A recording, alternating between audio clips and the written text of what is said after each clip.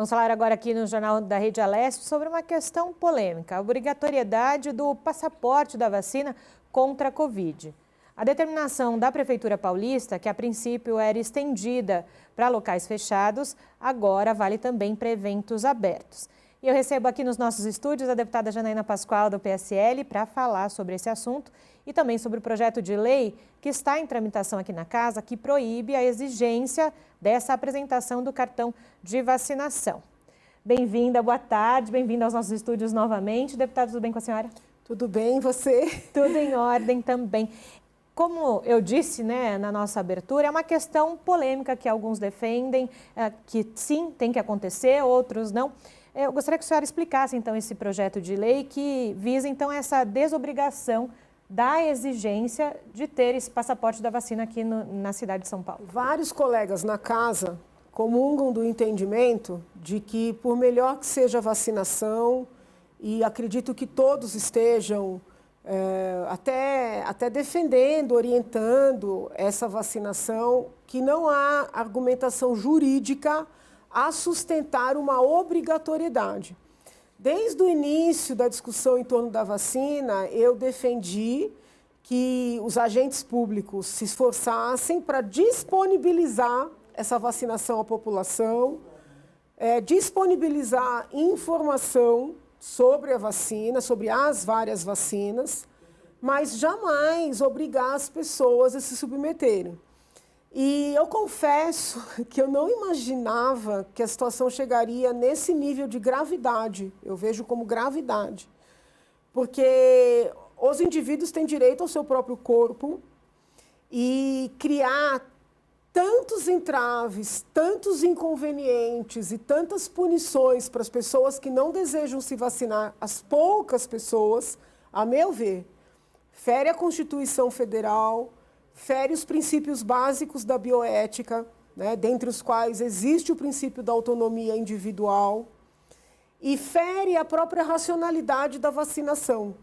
Os defensores da vacinação, as pessoas que entendem desse assunto, têm falado que 70% da população precisa se vacinar. Só que esses expedientes que vêm sendo criados, eles forçam a uma vacinação de 100% da população. Eu comecei a receber reclamações, primeiro, de empresas públicas. Lembro bem do e-mail que eu recebi de um funcionário da Sabesp, dizendo que ele tinha recebido uma advertência porque não tinha apresentado a comprovação da vacinação e ele não desejava se vacinar. E que na equipe dele, no ambiente dele, era apenas ele. E já tinha recebido o aviso que ia ser punido. Eu confesso que achei que era algo isolado. Depois comecei a ouvir os prefeitos, inclusive o prefeito da capital, e baixou decreto, pedindo para localizar, meu Deus do céu, uma caça às bruxas, localizar e identificar os funcionários que não quisessem se vacinar, porque eles seriam advertidos e submetidos a sindicâncias e punições. Aí funcionários de empresas privadas, alguns efetivamente outros ameaçados de demissão começaram a escrever. Depois lembro do e-mail de um professor da USP, que tinha recebido a primeira dose, mas não tinha tomado a segunda e estava sendo impedido de entrar no campus. E era um professor que cuidava da parte de pesquisa, de laboratório, ele tinha que entrar no campus pedindo a minha ajuda. Então, assim, eu vou usar um termo inadequado aqui, mas a loucura coletiva foi crescendo e agora venho recebendo mensagens de alunos das universidades públicas impedidos de ingressar nas aulas e já avisados de que vão tomar falta e de que isso pode gerar perda do curso. Então, assim, meu Deus do céu, onde é que vai chegar a arbitrariedade? Daí eu e esses colegas, nós nos unimos para fazer um projeto de lei que, na minha leitura, nem precisaria existir, houvesse racionalidade, mas diante da irracionalidade é extremamente necessário e urgente, proibindo exigir esse documento nos órgãos públicos, para entrar em prédios públicos e privados, para fazer procedimentos de saúde, que tem hospital exigindo a vacinação para a pessoa poder se tratar, para participar de aulas. O que me parece, deputada, a senhora vem do mundo do direito, né, e talvez consiga exemplificar ou pelo menos dizer um pouco sobre essas questões. Me parece que as questões jurídicas, nesse caso, são as que mais interferem no todo. Porque aqui no Jornal da Rede Alesp, nós já escutamos, no decorrer da pandemia, alguns advogados trabalhistas falando sobre o quanto as empresas, elas podem, naquele momento, exigir a vacinação dos seus funcionários e afins. Me parece que a questão está mais para o jurídico também, nesse momento, do que efetivamente se a pessoa quer ou não tomar a vacina, ou ela se sente bem para tomar ou não a vacina. Me parece que esse arcabouço jurídico é mais latente do que o outro aspecto, ou não? Sim, a minha interpretação do direito constitucional, do direito médico, né, do direito trabalhista, inclusive, é que é um abuso de poder você punir uma pessoa por ela decidir sobre o seu próprio corpo. Muitas empresas têm exigido, por exemplo, testagem, né, seguida dos seus funcionários. Já é uma invasão de privacidade, né? A bem da verdade, já é uma invasão. Mas, em nome do coletivo, haja vista a gravidade da doença, da gravidade da pandemia, vamos dizer assim, não deixa de ser uma concessão passível de ser solicitada. Tá? Agora, receber um produto no seu corpo, um produto novo, porque todas as vacinas que estão sendo aplicadas são vacinas desenvolvidas de maneira muito célere. Você obrigar uma pessoa a receber esse produto sob pena de demissão, sob pena de sindicância, né, que está sendo funcionários públicos, sob pena de perder um curso que essa pessoa passou num vestibular dificílimo para ingressar, isso é abuso de poder. Né? As pessoas me escrevem, faça alguma coisa, doutora, faça alguma coisa. O que eu posso fazer, eu estou fazendo. É muito duro dizer isso. Hoje eu penso de maneira muito minoritária. Né? Quando o Tribunal de Justiça baixa provimento para proibir os funcionários de ingressarem nos fóruns, os advogados, as partes, eu não vi a Ordem dos Advogados do Brasil. Onde está a ordem? Se manifestar a favor dos advogados, do direito do advogado trabalhar, mas no direito do advogado defender o seu cliente. Né? Então, assim, nós vivemos um momento de histeria coletiva. E eu estou na contramão. Então, o que eu posso fazer, eu estou fazendo. Apresentar esse projeto, defender em plenário, falar aqui nas outras entrevistas que eu dou. Agora, infelizmente, né, essa histeria coletiva, ela tem uma força no mundo. Né? E eu imagino, deputada, como eu falei, né, me parece que essas questões jurídicas são os grandes entreveros de toda essa situação. Mas quando a gente está falando no todo, né, no momento, como a senhora mesmo pontuou, no momento de crise sanitária, no momento em que era preciso ter uma coordenação para que as coisas acontecessem. Essa questão, isso eu estou perguntando assim, como se quem está em casa ouvindo agora a senhora que não entenda nada do mundo jurídico, sim, tá? No momento em que as pessoas precisam passar por meio de uma pandemia, não sabem o que vai acontecer e querem que isso passe logo, não é mais justo que toda a população colabore se vacinando e afins do que preferindo não se vacinar? Estou fazendo uma pergunta assim, de quem está em casa que não entende dessa história. Acredito que no seu ambiente, né, como no meu, a esmagadora maioria quer se vacinar. Tem gente fraudando para conseguir terceira, quarta, quinta dose. Tem até processos nesse sentido. Então, são tão poucos os que não querem, ou os que tomaram a primeira dose, não se sentiram bem, tiveram, por exemplo, uma crise alérgica. São tão poucos, né, que o direito exige que esses poucos também sejam respeitados, sabe? E a gente também tem que olhar um outro aspecto. A vacinação tem surtido efeito, os números caíram, não vou negar, mas ela não garante uma segurança absoluta. Tanto é assim que a gente teve um caso clássico, né?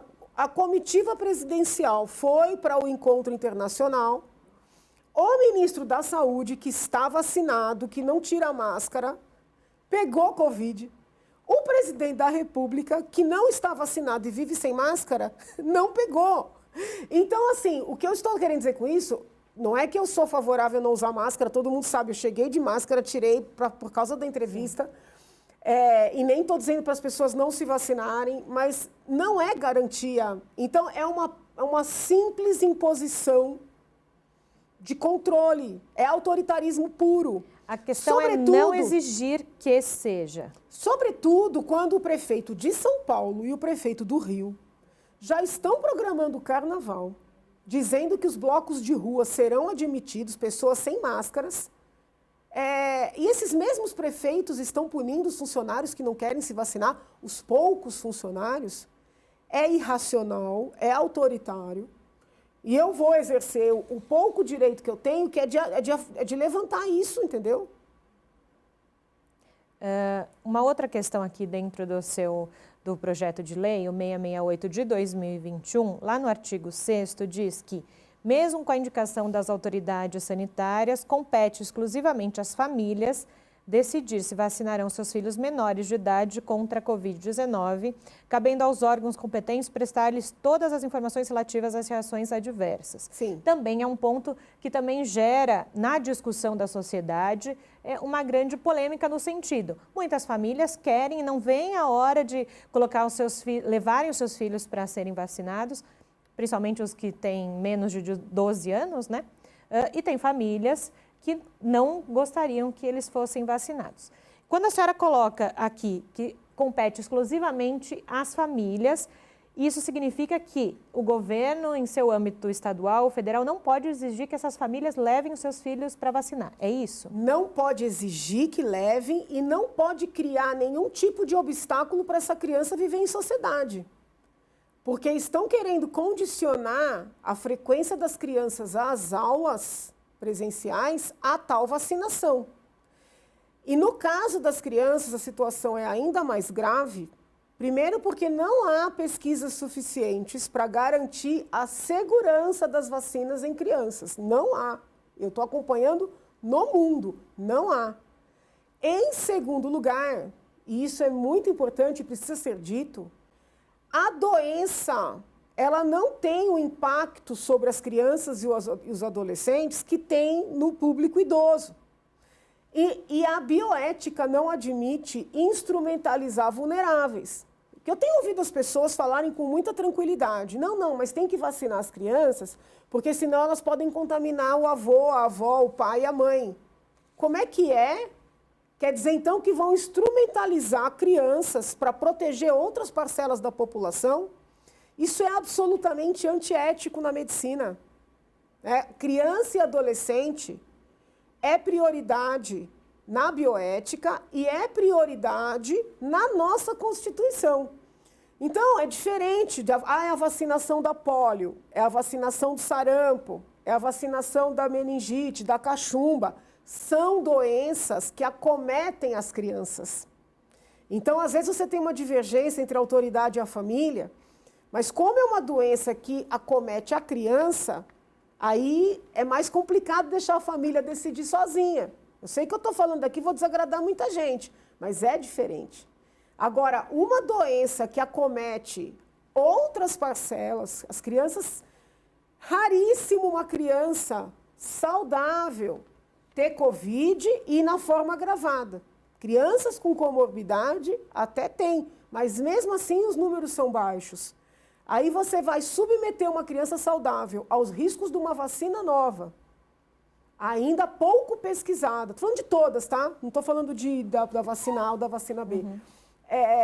Para salvar outras populações, que é isso? A criança agora é instrumento? Então, neste caso, entendo mais firmemente que os passaportes da vacina são indevidos e que a família deve decidir. E olha, vou dizer, inclusive na minha família, o que eu mais ouço é o seguinte, não, quando liberar para as crianças, nós vamos levar, entendeu? Então, assim, do meu contato, sim, a esmagadora maioria vai vacinar. Por que não respeitar aqueles poucos que só estão exercendo o seu direito à livre determinação e à proteção dos seus filhos conforme eles entendem que devem proteger? E eu aproveito essa oportunidade para dizer, gente, a Pfizer só pediu autorização para vacinar criança, tá? Criança no ordenamento é até 12 anos, adolescente de 12 até 18 incompleto. Agora, nesta semana. E já vem as autoridades no Brasil falando em vacinar criança, há mais de mês. As demais, isso porque a Pfizer é a que está mais evoluída em termos de testes. Não estou dizendo que não haja reações adversas, hein? Porque são muitos os casos de miocardite, no Brasil e fora do Brasil envolvendo a Pfizer, mas pelo menos tem pesquisa. As outras não têm. Entendeu? Então, assim, a pessoa tem que saber disso. Todas querem vacinar? Ótimo, algumas querem, a maioria quer, mas precisa conhecer que é um produto novo, são produtos novos, que os testes foram feitos primordialmente nas esferas, nos estratos mais idosos, entendeu? Que as pesquisas com crianças são muito precárias, são poucas, que as crianças são menos acometidas e nós não sabemos de efeitos a médio e a longo prazo nesse público mais jovem. Eu já ouvi de médico, que eu sei que hoje em dia os coitados dos médicos não podem nem falar publicamente, que às vezes é melhor tomar Coronavac, que é mais fraca diante da doença, mas que pelo menos não tem uma tecnologia diferente do que essas que são mais eficazes, né, mais modernas, mas que assim, tem tecnologia diferente e a gente não sabe o que vai causar lá adiante. Os médicos falando da sua situação concreta, não de criança, porque a Coronavac não foi testada com criança também. Teve uma pesquisa feita com a produtora, que isso aí tem até conflito ético. Então, assim, eu não quero falar para as pessoas vacinem ou não vacinem. Não quero criar tumulto nem terror. Eu só quero que as pessoas tenham as informações e possam decidir. Né? De certa forma, não é muito diferente da questão dos remédios para a Covid. Eu sempre defendi a autonomia dos médicos, dos pacientes. Só que, assim, a grande imprensa escolhe o que defender e quer impor, entendeu? E as pessoas não têm informação para decidir. Entendido. Deputada, espero que numa outra oportunidade nós tenhamos mais um tempinho para conversar sobre esse assunto, mas eu agradeço já a senhora ter vindo aqui aos nossos estúdios falar um pouquinho sobre o projeto de lei, porque é importante que a população saiba, né, da própria autora o que é o projeto de lei. Então, numa próxima oportunidade, a gente conversa mais sobre essas questões, tá bom? Agradeço, bom final de semana. Obrigada, deputada.